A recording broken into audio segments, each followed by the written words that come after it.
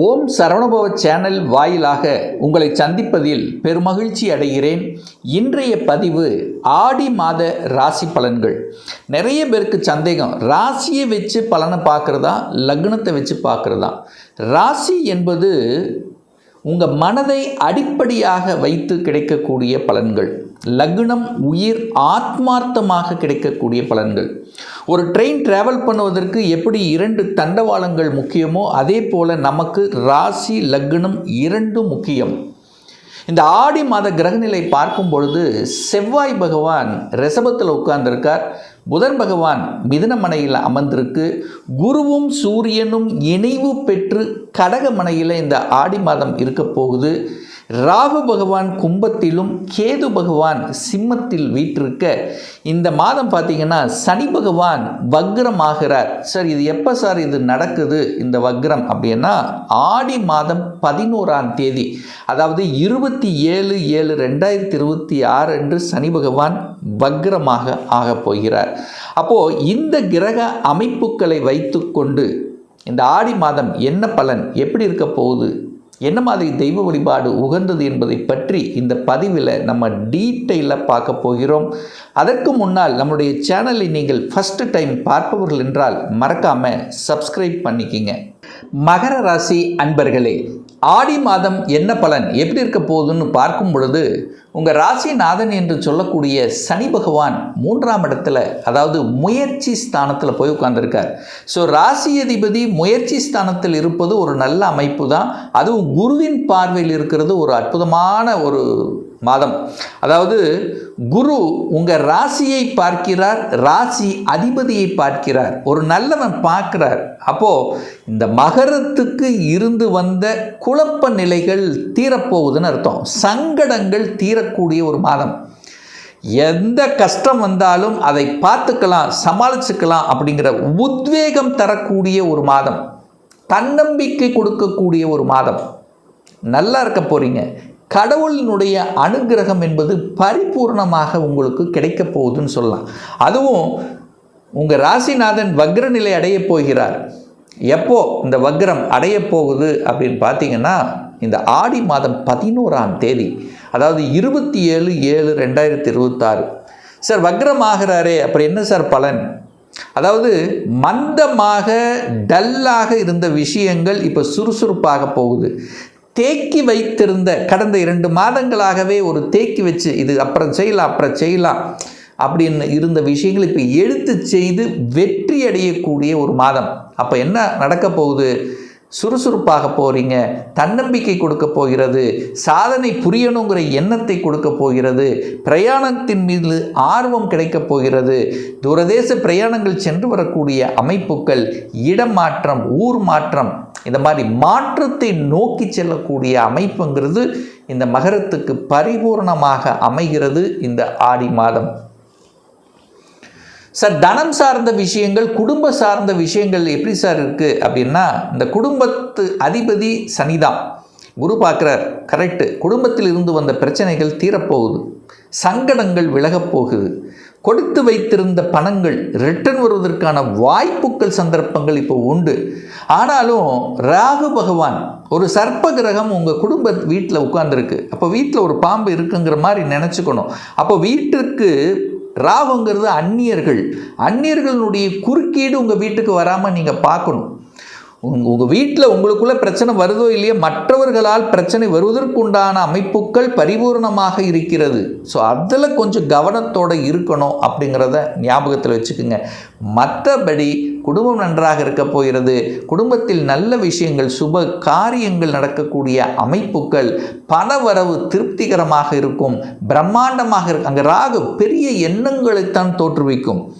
பெருசாக எல்லாமே பெருசாக இருக்கணும், பணம் ரெட்டிப்பாக வேண்டும், குடும்பம் வீடு பெருசாக இருக்கணும். ஸோ இந்த மாதிரி பெருசான ஒரு திங்கிங் தான் இருக்கும். அங்கே ராகு இருக்கிறதுனால கோபம் வரும், ஆக்ரோஷம் வரும். அதை மட்டும் கண்ட்ரோல் பண்ணிட்டா போதும். மற்றபடி பெரிய பாதிப்பை ஒன்றும் ஏற்படுத்த போவதில்லை. பிரயாணம் நன்றாக இருக்க போகிறது. ஒப்பந்தங்கள் கிடைக்க வேண்டிய ஒப்பந்தங்கள், தடைப்பட்ட ஒப்பந்தங்கள் கிடைப்பதற்குண்டான வாய்ப்புகள் நல்லா இருக்குது. பிரயாணத்தின் மூலமாக அனுகூலம், ஆதாயம் உண்டு. வியாபார யுக்தி நன்றாக இருக்க போகிறது. வியாபாரத்தில் சில லாபங்கள் பெறுவதற்குண்டான அமைப்புகள் அப்படிங்கிறது நல்லபடியாக இருக்கிறது. சார் எப்படி சார் லாபம் கிடைக்குங்கிறீங்க? 11ஆம் இடத்துல லாபம். அந்த 11ஆம் அதிபதியான செவ்வாய் 5ஆம் இடத்திலிருந்து 11ஆம் இடத்தை பார்க்குறதும், குரு தன காரக கிரகம் 11ஆம் இடத்தை பார்க்குதல்லவா, அப்போ உங்களுடைய முயற்சியால் தன லாபம் கிடைக்கக்கூடிய ஒரு மாதம் அப்படின்னு இங்கே எடுத்துக்கலாம். ஸோ எந்த அளவுக்கு உழைப்பை போடுகிறீர்களோ அதற்குண்டான பெனிஃபிட்டுங்கிறது இந்த மாதம் நிச்சயமாக இந்த மகரத்துக்கு உண்டு. 4ஆம் அதிபதி சுகத்தை தரக்கூடியவன் செவ்வாய் பகவான். அந்த செவ்வாய் பகவான் தனக்கு 2ஆம் இடத்தில் இருக்கு. அப்போ சுகத்தை தேடக்கூடிய அமைப்பு உண்டு. இடம், நிலம், வீடு, வண்டி, வாகனம் இதெல்லாம் உண்டானா கண்டிப்பாக உண்டு, அதில் மாற்று கருத்து இல்லை. ஆனால் வண்டி வாகனங்களில் செல்லும் போது வித்தைகள் காமிக்கிறது ஆகாது. இரவு நேர பயணங்களை முற்றிலுமாக தவிர்ப்பது நல்லதுங்கிறத மைண்டில் வச்சுக்கோங்க. சார் எப்படி சார் சொல்கிறீங்க?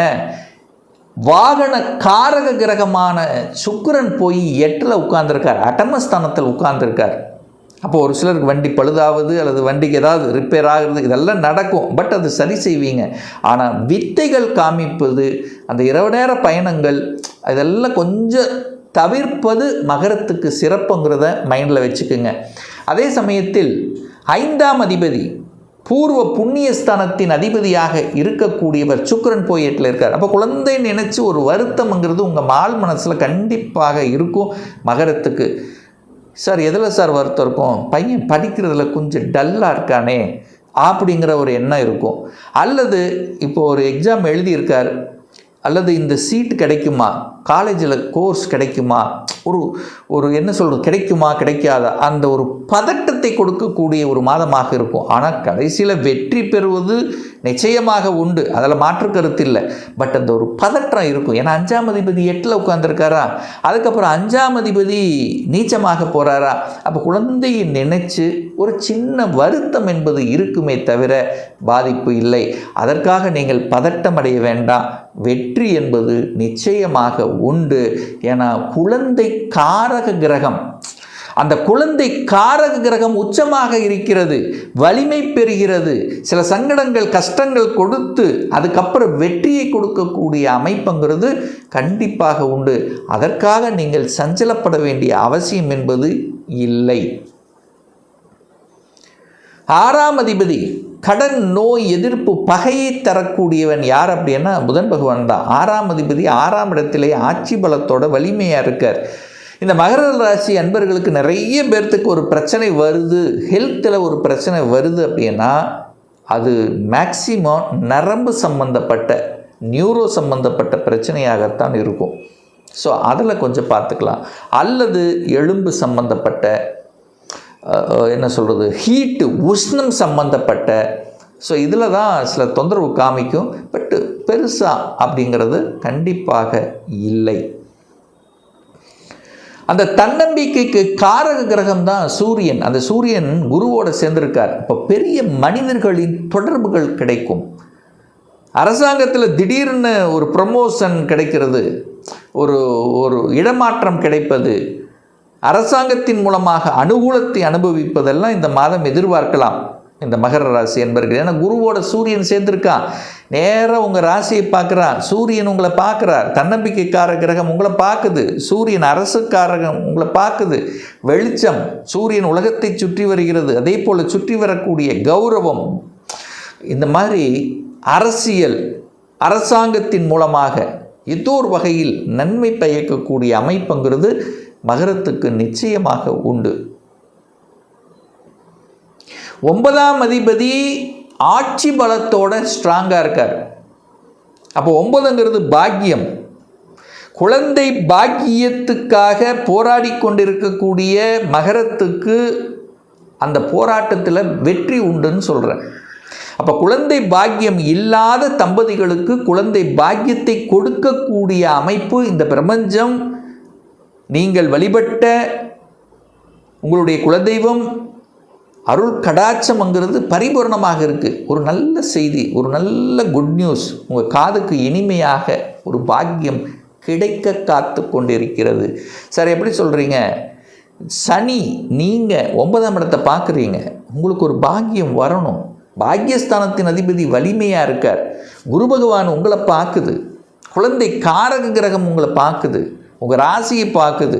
அப்போ குழந்தையின் மூலமாக அனுகூலம், ஆதாயம் அப்படிங்கிறது கண்டிப்பாக எதிர்பார்க்கலாம். அதில் எந்தவித மாற்று கருத்தும் இல்லை.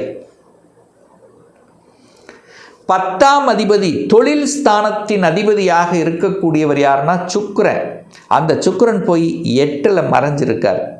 அப்போ 10 8 கனெக்ட் ஆகுதா? அப்போ 10ங்கிறது தொழில், வேலை என்னன்னாலும் 8ங்கிறது ஒரு வலி வேதனை கொடுக்கு. அப்போ தொழில் அலைச்சல், திருச்சல், டென்ஷன், ப்ரெஷர் இது கண்டிப்பாக இருக்கும். அதுக்கப்புறம் சுக்கிரன் பாருங்கள், இந்த மாதம் ஆடி மாதம் 16க்கு அப்புறம், அதாவது 1/8 ஆகஸ்ட் 1ஆம் தேதிக்கு அப்புறம் சுக்கிரன் நீச்சமாகிறார். நீச்சம் என்றால் தியானத்தில் இருப்பதைப் போல. அப்போ 10க்குரியவன் எங்கே? 10க்குரியவன் தனக்கு 12ஆம் இடத்தில் வந்து நீச்சமாகிறார். அப்போ இந்த காலகட்டத்தில் மட்டும் வேலையை விட்டுட்டு தேடக்கூடாது, யாரையும் நம்பக்கூடாது. கொடுத்த வேலை கரெக்டாக ஃபாலோ பண்ணுங்கள், உங்களுடைய மேலதிகாரி ஒபே பண்ணுங்கள். ஏன்னா சூரியனுங்கிறது தான் உங்கள் மேலதிகாரி குறிக்கக்கூடிய கிரகம். அப்போது வளைஞ்சு நெளிஞ்சு இடத்துக்கு தகுந்த மாதிரி செயல்படுங்க. ஏன்னா 10ஆம் அதிபதி 8ல் இருக்கார், அதுக்கப்புறம் நீச்சமாகிறார். அப்புறம் ஏதோ ஒரு சங்கடங்கள், ஏதோ ஒரு குறைகள், வேலையை பற்றி, தொழிலை பற்றி, அலைச்சல் திருச்சல் பற்றி, அல்லது குறை கூறுவதை பற்றி ஏதோ ஒன்று இருக்கும். அதை பெருசாக நீங்கள் எடுத்துக்கொள்ள வேண்டாம் அப்படிங்கிறது தான் இந்த இடத்துல சொல்கிறேன். அவசரப்பட்டு ஆக்ரோஷப்பட்டு ஒரு முடிவை எடுக்கக்கூடாது. ஏன்னா 10க்குரிய நீச்சமாகறாரா, அப்போ திடீர்னு ஏதாவது ஒன்று பண்ணிட்டுருவீங்க. ஸோ அது செய்யக்கூடாதுங்கிறத ஞாபகத்தில் வச்சுக்கோங்க. 11ஆம் அதிபதி யாருன்னா செவ்வாய். செவ்வாய் நல்லபடியாக இருக்கார். 11ஆம் அதிபதி 11ஆம் இடத்தை பார்க்குது. அப்போது ஒரு சுப காரியங்கள், ஒரு சந்தோஷம் தரக்கூடிய செயல்பாடுகளில் கலந்து கொள்வது, அல்லது குடும்பத்தில் உங்களுக்கோ அல்லது குடும்ப உறுப்பினருக்கோ சம்பந்தப்பட்ட ஏதாவது ஒரு நல்ல விஷயத்துக்காக அல்லது சகோதரர்களுக்காக ஏதாவது ஒன்று நல்லது பண்ணுறது. ஸோ இந்த மாதிரி நல்ல விஷயங்கள் செயல்படக்கூடிய ஒரு மாதமாகவும் இந்த மகரத்துக்கு அமையப்பெறுகிறது. ஸோ ஆக மொத்தம் ஒரு நல்ல மாற்றத்தை தரக்கூடிய, ஒரு திருப்பத்தை தரக்கூடிய, வளர்ச்சியை தரக்கூடிய, தன்னம்பிக்கை குறிக்கக்கூடிய ஒரு நல்ல மாதமாகவே இந்த மகரத்துக்கு அமையப்பெறுகிறது. இன்னும் ஒரு துல்லிய பலன், உங்கள் ஜாதகத்தில் கிரகங்கள் எப்படி இருக்குது, என்ன ஆதிபத்தியத்தில் இருக்குது, எத்தனை டிகிரியில் இருக்குது, இப்போ நடப்பு தசாநாதன், புத்திநாதன், அந்தரநாதன், சூட்சமநாதன் எப்படி இருக்குது என்பதை பொறுத்து நீங்கள் கேட்கக்கூடிய எந்த கேள்வியாக இருந்தாலும் சரி, இந்த 2026இல் சொந்த தொழில் செய்வதற்குண்டான கொடுப்பினை இருக்கா, அப்படி இருக்கக்கூடிய பட்சத்தில் எப்போ நம்ம சொந்த தொழிலை ஆரம்பிக்கலாம், திருமணம் தடைப்பட்டு கொண்டே இருக்கிறது, எப்போதான் சார் திருமணம் நடக்கும், எப்போ நமக்கு குழந்தை பாக்கியம் கிடைக்கும், வேலையில் எப்போ இடமாற்றம் ப்ரமோஷன் கிடைக்கும், எப்போ நான் வீடு கட்டுவேன், என்ன கோர்ஸ் படிக்கக்கூடிய கொடுப்பினை இருக்குது, எந்த கோர்ஸ் படித்தா நம்முடைய ஃப்யூச்சர் நன்றாக இருக்கும், இது போன்ற கேள்விகளுக்கு துல்லியமான பதிலை நம்மால் கூற முடியும். ஒரு பர்சனல் கன்சல்டேஷன் எடுத்துக்கணும், ஒரு சுயஜாதகம் பார்க்கணும் என்று விருப்பப்படக்கூடிய அன்பர்கள் டிஸ்பிளே தெரியக்கூடிய நம்பருக்கு வாட்ஸ்அப் மூலியமாகவோ ஃபோன் கால் மூலியமாகவோ தொடர்பு கொண்டு அப்பாயின்மெண்ட் பெற்றுக்கொண்டு நேரடியாகவோ அல்லது ஆன்லைன் மூலமாகவோ கன்சல்டேஷன் எடுத்துக்கலாம். நம்முடைய அலுவலகம் கோயம்புத்தூரில் அமைந்துள்ளது. அதாவது கோயம்புத்தூரிலிருந்து மேட்டுப்பாளையம் செல்லும் வழியில் வெள்ளக்கிணர் பிரிவுக்கு அருகில், அதாவது அன்னபூர்ணா ஹோட்டலுக்கு பக்கத்தில் அமைந்துள்ளது. பிரியர் அப்பாயின்மெண்ட் வாங்கிட்டு நேரடியாக கன்சல்டேஷன் எடுத்துக்கலாம். நிச்சயமாக இந்த பதிவு ஏதாவது ஒரு ரூபத்தில் உங்களுக்கு யூஸ்ஃபுல்லாக இருக்குங்கிறதுல எந்தவித மாற்று கருத்தும் கிடையாது. மீண்டும் ஒரு நல்ல பதிவில் உங்களை சந்திக்கும் வரை உங்களிடமிருந்து விடைபெறுவது உங்கள் அஸ்ட்ராலஜர் டாக்டர் சதீஷ்.